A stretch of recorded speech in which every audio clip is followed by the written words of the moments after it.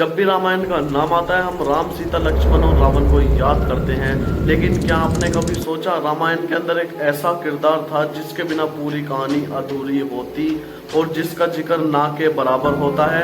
आज मैं आपको बताऊंगा इस रामायण का वो राज जो लोगों से छिपाया गया।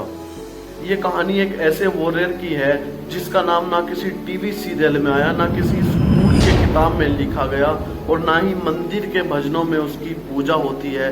लेकिन रामायण के उस मोड़ पर जब राम और रावण का युद्ध होने वाला था, इसी एक वॉरियर ने राम को एक ऐसी रहस्य शक्ति दी थी जिसके बिना राम जीत ही नहीं पाते।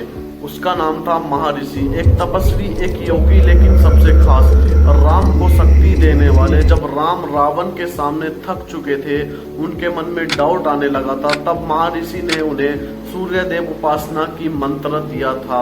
आदित्य जो राम ने सूर्य को देखकर पाठ किया और फिर हुई एक ऐसी ऊर्जा जागृत जिसमें राम ने रावण को हरा दिया।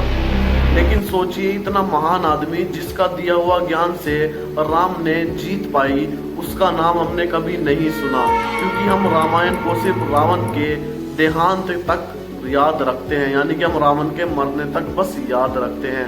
उस ज्ञान, उस तपस्या और उस योगी को भूल जाते हैं जिनकी वजह से युद्ध जीता गया, यानी कि हम हर उसको भूल जाते हैं जिनकी वजह से ये युद्ध जीता गया था। बस उनको याद रखते हैं।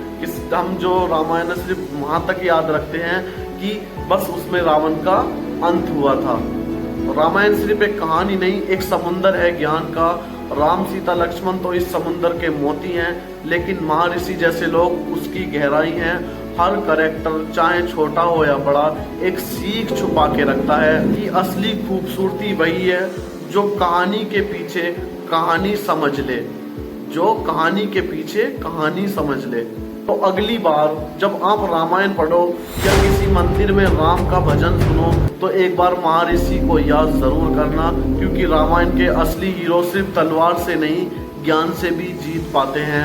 अगर आपको ये कहानी दिल को छू गई है, अगर ये कहानी आपके दिल को छू गई है, तो वीडियो को लाइक करो, शेयर करो और कमेंट्स करो।